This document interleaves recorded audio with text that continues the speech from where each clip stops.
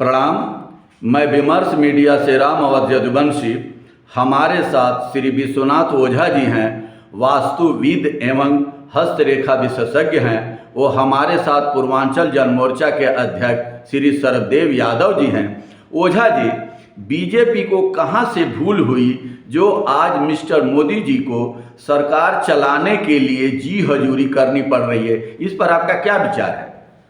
आप इसको 2014 से सोच के देखिए, जब आरएसएस ने मिस्टर नरेंद्र मोदी को गुजरात से उठा के जब देश के इलेक्शन में प्रधानमंत्री के रूप में प्रस्तुत किया था जी, तो मिस्टर मोदी जब गुजरात से चले उस वक्त देश में कांग्रेस के जो स्थिति थी वो बहुत शर्मनाक थी। जी, पब्लिक जो है पूरी जनता त्रस्त थी जी, और उसका फायदा मिस्टर मोदी ने उठाया जी, कि हाँ, देश भ्रष्टाचार में डूब रहा है, कोयला घोटाला ही बहुत सारे घोटाले सामने रख दिया जी।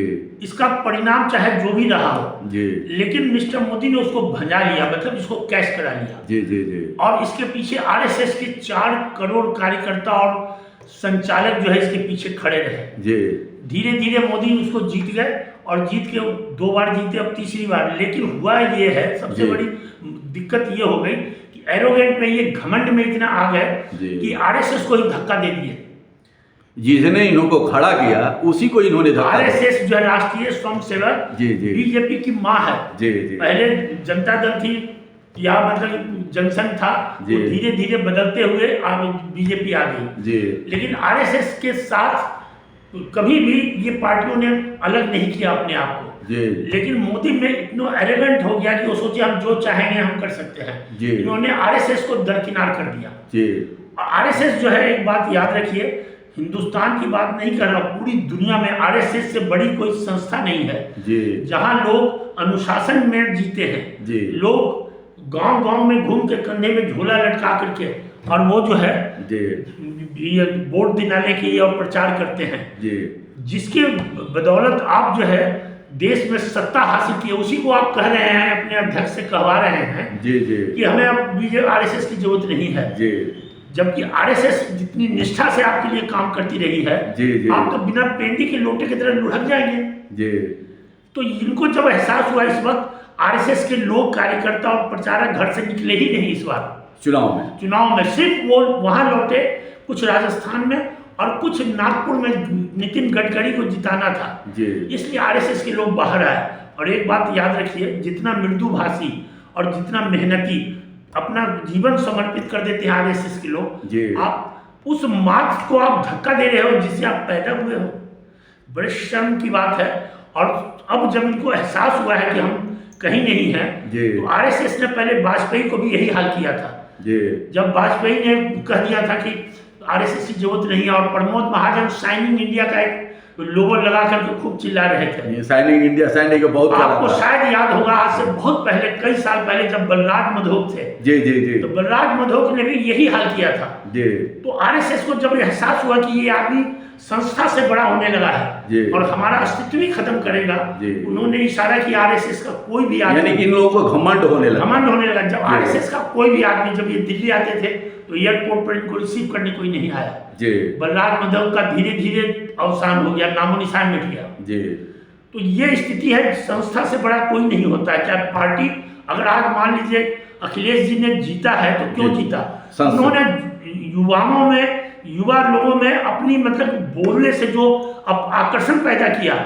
और जो अखिलेश जी ने, आज मैं कहता हूँ हिंदुस्तान के अगर कोई नौजवान में सबसे लोकप्रिय नेता अगर पैदा हुआ तो अखिलेश यादव है। युवा शक्ति उसमें अपना भविष्य देखती है। हो सकता है एक दिन वो भारत के प्रधानमंत्री बन जाए। ये बात आप मत सोचिए, क्योंकि किसी के भाग्य को आप निर्धारण नहीं करते हैं। जी, जी। मुझे याद है कि मैंने एक बार आज से 45 साल पहले एक आदमी का हाथ देखा था। जी। और वो रास्ते में जा रहे थे, आरएसएस के मेंबर थे। तो मैंने उनको कहा था कि लोगों ने कहा पंडित जी इसका हाथ देखो इनका, वो सड़क पर जा रहे थे। तो मैंने कहा भाई आप तो मिनिस्टर बनोगे, अरबों में खेलोगे। तो हंसने लगे लोग। अभी भी लोग हैं, 5-7 आदमी गवाह है। वही आदमी मिनिस्टर बने और आज बिहार विधानसभा के अध्यक्ष नंद किशोर यादव हैं, मेरे पड़ोसी हैं, हालांकि हमारे साधु से पढ़े भी हैं वो। तो विनम्र आदमी हैं। और हो सकता है ईश्वर उनके हाथ में जो रेखा है वो मणिबंध से लेकर के फिंगर ऑफ सैटर्न तक है, तो उसमें प्रधान योग आता है। तो वो आदमी इतना बड़ा हो गया एक साधारण परिवार से, लेकिन आज भी उनके बोलचाल में जो आकर्षण है, व्यवहारिक है। सबसे बड़ी बात होती है, आप दुनिया में जितने आंदोलन हुए हैं उसका श्रेय वक्ता को है, लेखक को नहीं है जी। तो अखिलेश जी ने युवा में अपना भविष्य देखा, थोड़ा सा वो उन लोगों से अलग हो जाए जिन्होंने उनके व्यक्तित्व को गिराना चाहेगा, उससे अलग हो जाए। आज वो भारत के भावी प्रधानमंत्री के रूप में देश की जनता देख रही है। मैं इन चीजों को बहुत ज्यादा, मैं राजनीतिक व्यक्ति नहीं, मैं उस तरह से सोचता हूँ, लेकिन मेरी जो समझ है शुरू से ही आज तक कि राजनीति किसी की बपौती नहीं है या किसी का अधिकार नहीं है, लोकतंत्र है। लोकतंत्र है, उसमें सबको अपना अधिकार है अपनी बात रखने का। हाँ, देश की जनता में आपकी बातों को लोग कहाँ तक महसूस करते हैं। अगर उनको लगा, आज उत्तर प्रदेश में उनको लगा कि अखिलेश से बढ़िया कोई आदमी नहीं है, जी जी जी, गरीब किसान मजदूर सबके दिलों में छाया, जितना विनम्र है, और अखिलेश यादव के बात में जो आकर्षण झलका, लोग उस पर मतलब मर मिटे। आज 37 MP लेकर के आ गए पार्लियामेंट में, अगर आज उंगली इशारा कर दे तो 37 MP उनके इशारे पर खड़े हैं। अयोध्या में अखिलेश जी अवधेश प्रसाद को खड़ा किए थे, उस पर आपका क्या विचार है? इसलिए कि सवाल इस बात का है कि वहाँ राम मंदिर बनारस नहीं होगा, मिस्टर मोदी ने जाके वहाँ जो अहंकार दिखाया, अयोध्या के लोगों को पसंद नहीं आया। आपने राष्ट्रपति तक को नहीं बुलाया, और बुलाया ऐसे लोगों को जो आपके मतलब एकदम बिल्कुल आस पास के थे। आप आम जनता को कहाँ अंदर जाने दिया? आज भी वहाँ पर लोग नहीं जाते हैं, लोग पैदल जाते हैं कई किलोमीटर। लोगों में गुस्सा था और अखिलेश जी ने उस गुस्से को कैश किया।